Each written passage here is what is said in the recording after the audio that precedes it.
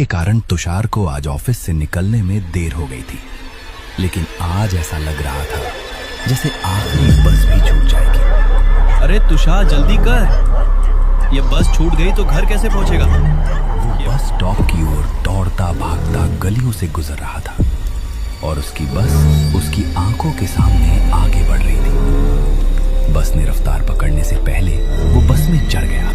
रोजमर्रा की जिंदगी की भागदौड़ कभी कभी कितनी भारी हो जाती है, ये उसे ऐसे ही पलों में समझ आता था। दरवाजे पर खड़े होकर कुछ देर हांफने के बाद वो अपनी हमेशा वाली खिड़की के पास की कोने वाली सीट पर जा बैठा।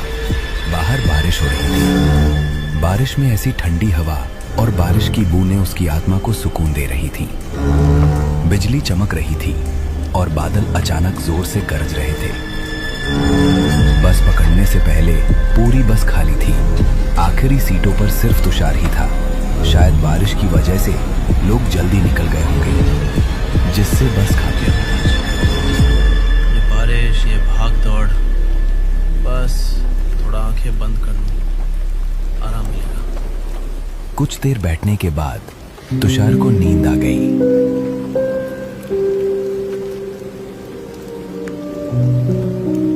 ठीक 2 मिनट बाद उसकी आंख खुली तो उसने देखा कि बस लोगों से खचाखच भरी थी।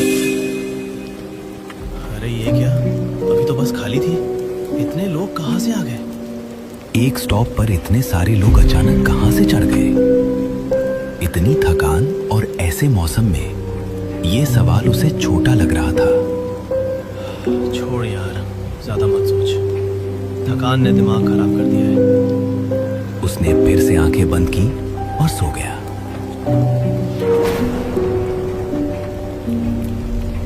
सफर के दौरान जब उसकी आंख दोबारा खुली तो बस फिर से पूरी तरह खाली थी। अभी तो बस भरी थी, कोई स्टॉप भी नहीं आया, फिर ये लोग कहाँ गायब हो गए? कुछ समझ नहीं आ रहा। बीच में कोई स्टॉप भी नहीं आया था तो वो भीड़ कहाँ गई? इसी सोच में डूबा हुआ तुषार को अचानक बीड़ी की तीखी महक महसूस हुई। एक धुएं का गुबार उसकी आंखों के सामने तैर रहा था, जैसे कोई रहस्य हवा में खुल रहा हो। उसने नजर घुमाई तो देखा उसके बाजू वाली सीट पर एक बूढ़ा आदमी बीड़ी पी रहा था, उसे भरा था, और उसकी आंखें ऐसी थीं मानो रात के सन्नाटे को चीर रही हो। अरे अभी तो ये बस लोगों से भरी थी, अचानक सब कहाँ गायब हो गए? ये कैसे हो सकता है? 30 साल बेटा, 30 साल से मैं हर रात इसी बस में सफर करता हूँ। आधी रात के बाद इस बस में कोई इंसान चढ़ने की हिम्मत नहीं करता। भाई साहब, आप भी ना इतने यकीन से कैसे कह सकते हैं? ये तो बस बारिश और थकान का असर होगा, कुछ नहीं।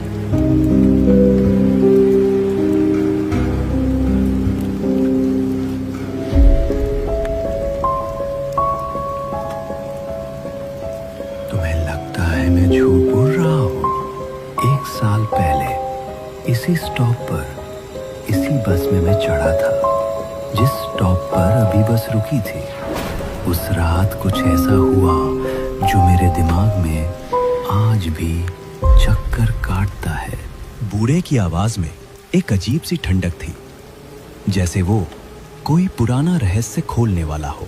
उसने अपनी बीड़ी को एक तरफ रखा और तुषार की ओर झुककर बोलना शुरू किया।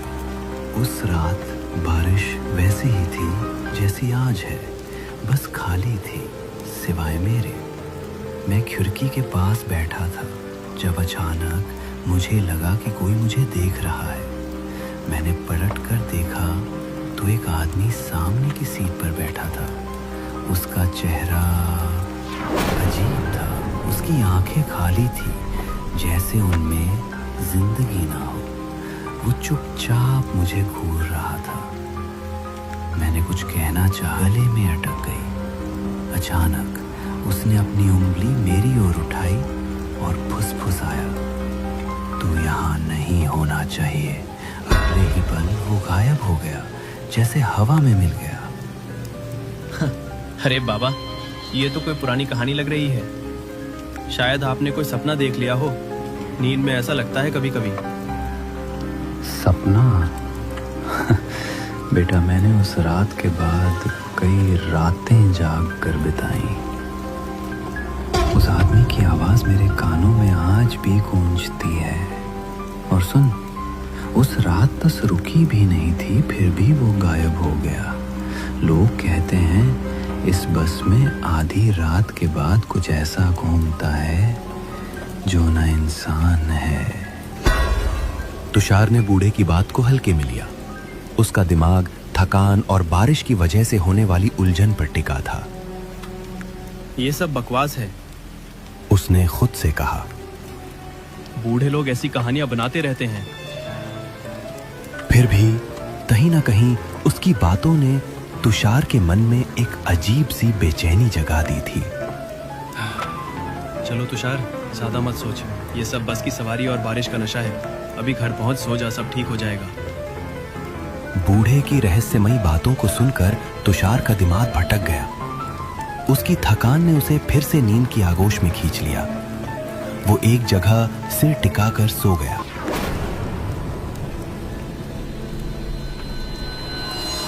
लेकिन ठीक 5 मिनट बाद उसकी आंखें खुली।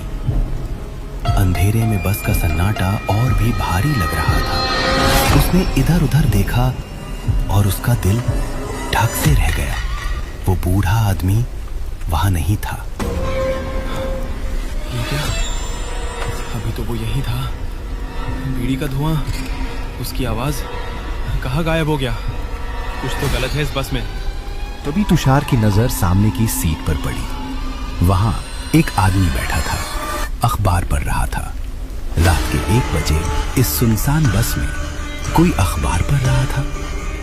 उसका चेहरा अखबार के पीछे छिपा था और वो इतने ध्यान से पढ़ रहा था जैसे दुनिया की सारी खबरें उसी में समाई हों। तुषार की सांसें तेज हो गईं। भाई साहब, आप कौन हैं?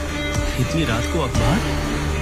उस आदमी ने कोई जवाब नहीं दिया। तुषार ने खिड़की के बाहर देखने की कोशिश की, लेकिन बारिश की बूंदें और बिजली की चमक ने उसे और बेचैन कर दी। उसने फिर से उस आदमी की ओर देखा और तभी उसने अखबार नीचे करना शुरू किया। जैसे ही अखबार नीचे हुआ, तुषार ने उसका चेहरा देखा, खून से लथपथ, सिर का एक हिस्सा कुचला हुआ, जैसे किसी ने उसे बेरहमी से मारने की कोशिश की हो। उसकी आंखें खाली थीं, जैसे कोई आत्मा उनमें बाकी न बची हो। ये क्या है? तुषार की चीख बस के सन्नाटे में गूंज गई। उसकी आंखें बंद हो गईं और वो सीट पर सिकुड़ गया। अचानक एक ठंडी हथेली ने उसका कंधा पकड़ा। उसने डरते डरते आंखें खोली, लेकिन अब उसका चेहरा बिल्कुल साफ था।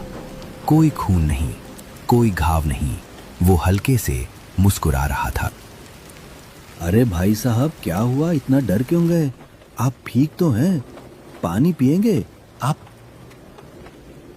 अभी, आपका चेहरा, खून, ये सब क्या? मैं पागल तो नहीं हो रहा? डर गए ना? इस बस में रात को अजीब चीजें होती हैं। कुछ दिखता है, कुछ गायब हो जाता। तुमने कुछ देखा तो भूल जाओ, यहां रुकना मत, वरना। उसकी बात अधूरी थी, लेकिन उसकी आवाज में कुछ ऐसा था कि तुषार का खून जम गया। उसने कांपते हाथों से और दरवाजे के पास जाकर अपने चेहरे पर पानी के छींटे मारे। 2 घूंट पानी पीकर रुमाल से चेहरा पोंछ वो अपनी सीट पर लौटा। लेकिन सीट पर वापस बैठते ही उसका दिल फिर से धक से रह गया। वो आदमी वहां नहीं था। ये क्या हो रहा है? अभी तो यही था, कहाँ गया? तभी बस के दरवाजे की ओर से एक आवाज आई। मैं यहां हूं, दरवाजे के पास। तुषार ने देखा वो आदमी दरवाजे पर खड़ा था। अचानक बस की रफ्तार बढ़ी और वो चलती बस से कूद गया और जोर से किसी चीज से टकराने की और जोर से चिल्लाने की आवाज आई। तुषार का दिल जोर जोर से धड़क रहा था। उसने सोचा भागने का समय है। वो दरवाजे की ओर दौड़ा और किस्मत से उसी वक्त एक स्टॉप आ गया। वो बस से बारिश में भीगता हुआ स्टॉप पर खड़ा रहा।